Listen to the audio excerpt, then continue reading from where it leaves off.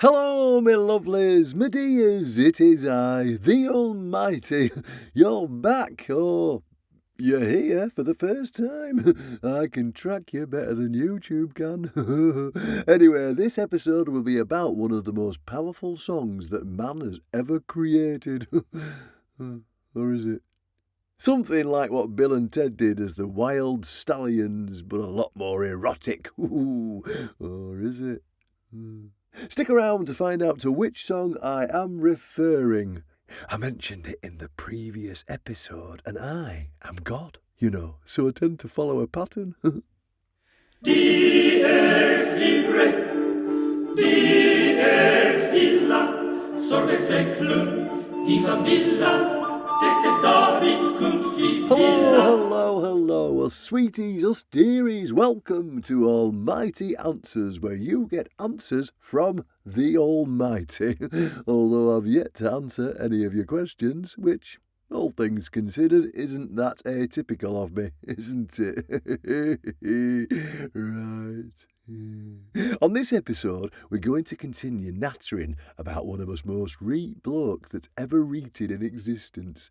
Solomon. Well, not so him so much as one of his greatest accomplishments, writing a song. I mean, it were well champion of him to build a temple in us honour, but that were fairly inevitable, and it weren't him that did all the building with those maccas.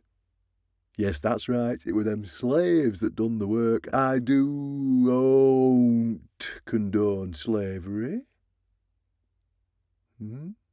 Now, he wrote a most gladly song that you may know as the Song of Solomon, although he didn't actually write it, so you'll have to attribute it to him.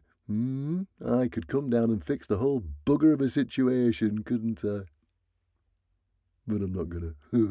The Song of Solomon is actually the Song of Songs, or the Canticle of Canticles. Really brilliant name in there, eh? The reason for the name of the Song of Songs is to praise it to the utmost, as if it were saying it's the best song ever. Kind of like how the Holy Bible calls old JC, Cheesy Creasy, the King of Kings or Lord of Lords, to signify he's the most gladly. It's technically not even a song, but a collection of love poems alternating between a man and a woman whose author is unknown. To you, pathetic lot.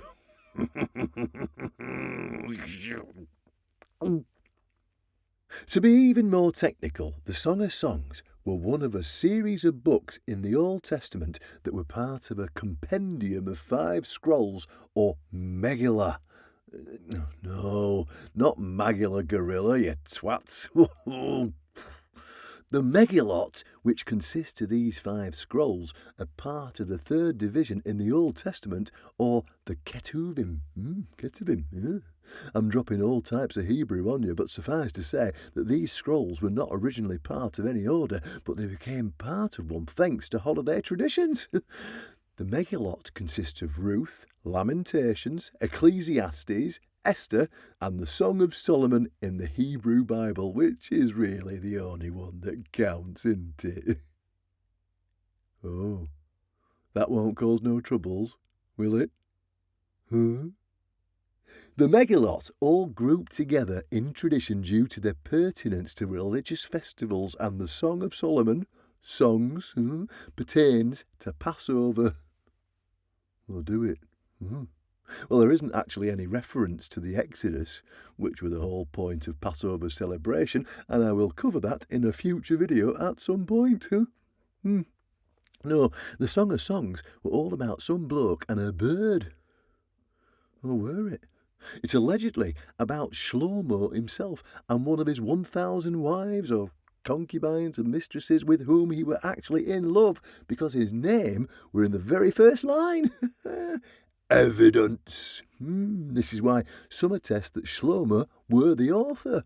The way it appears in Hebrew is le Shlomo, which can translate to of or about or from Solomon.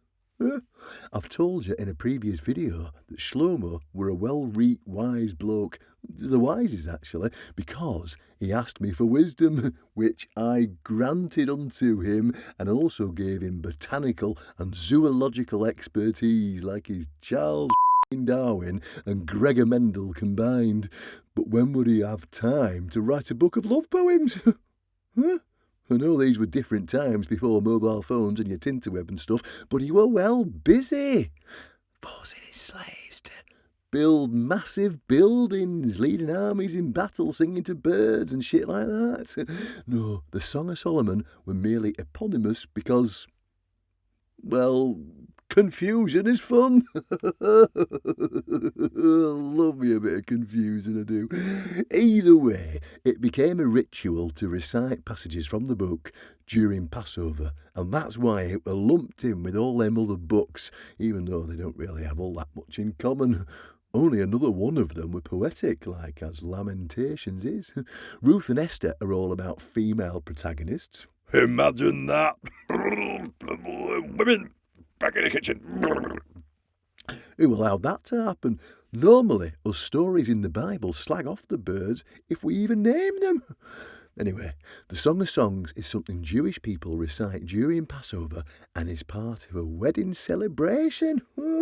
More on that later. The book itself claims Solomon were its author, but it's practically impossible that he could have written it.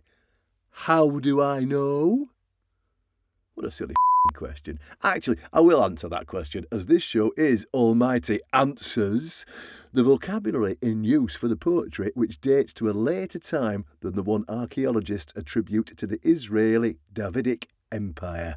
In other words, there were no way Solomon could have written them unless he suddenly became the Doctor and knocked about space and time doing whatever he wanted in his TARDIS.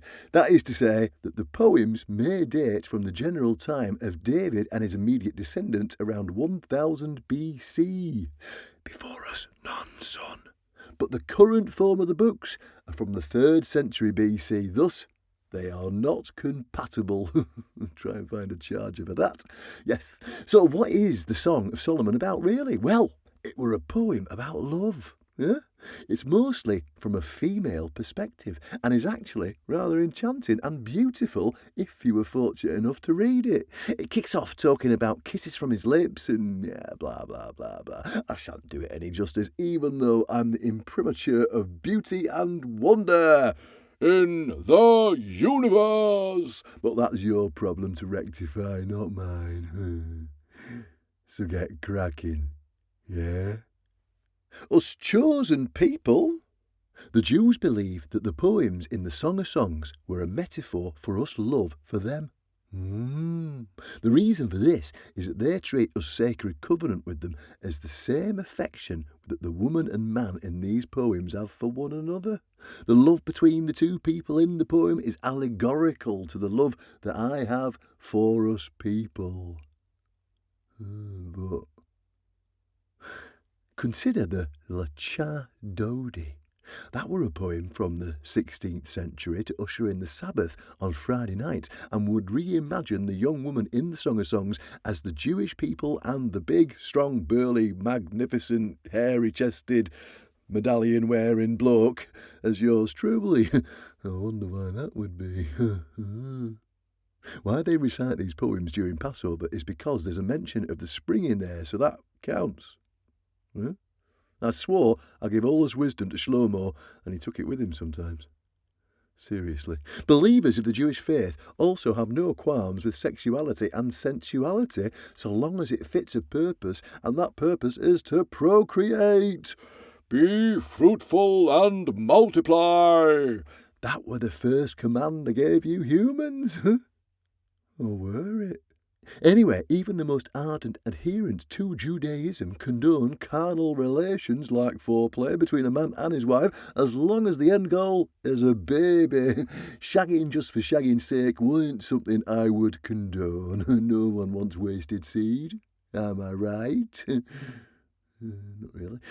Did you ever reckon we'd be talking about shagging when you first saw us appear and heard us voice? Well, I did. I always did. It were inevitable. That's why, despite some of its racier content, the Song of Songs is in the Bible because I decided it thus. Therefore, you lot have no choice, really. Either way, it can be a major part of Jewish rituals, including weddings, when couples don't fancy using traditional exchanges. So an oft-cited line from the Song of Songs would be, "I am my beloved, and my beloved is mine." Oh, so romantic. I want to destroy that shit. Even same-sex Jewish weddings use words from the Song of Songs. The common Christian interpretation is that the Song of Solomon is emblematic for Christ's love of the church and vice versa. Well, that's a really up way of interpreting that. Look at all the steaminess and sensuality that's all throughout it. Huh? If it were about the church's love in a prurient manner, such as in the Song of Songs, then it would be about 7-year-old boys, wouldn't it? Dirty, dirty. Whoa, that one cut a little too close for comfort, didn't it? Oh dear. There's also an interpretation that the poem's about Sumerian marriage and fertility rituals, but a lot of the Bible generally condemns such practices. Inconsistencies in Bible? Who'd have thunk it? Ultimately, the Song of Songs or Solomon is not a dramatic dialogue or an allegory for much, but simply the affection between two of us creations for one another. Simple as that, really. It can be symbolic for the love I have for us creation. I have given you the gift of love for each other, and you choose to ignore or amplify it. It is on you to take it upon yourselves to be grateful for those gifts I've bestowed upon you. Do it. Be grateful. Really, the Song of Solomon were in the Bible, even though it doesn't have anything to do with the story of Israel, its saviour, and nowt of that. But because it were allegedly by Shlomo himself, and anything relating to Shlomo were well read and wise, so it had to stay. That's it. But it were a beautiful piece of work that can inspire you lot to appreciate the world I've made for you and everything within it. So go out and do that. Well, safely from a distance. There was still a pandemic out there, I think, isn't there? Do something about the pandemic? Me? I am. What do you think these videos are, eh? This is just contribution. Strawberries. That's our show for today. Please be sure to share, subscribe and like to get more of us episodes as I delve further and further into whatever the I want. Oh, tatty bye, me lovelies, tatty bye. Subscribe, that is, my children. Now share, like and leave a comment. I get lonely sometimes and I love me some questions, and hey, remember, soon you'll be able to follow me on other social media channels. You will.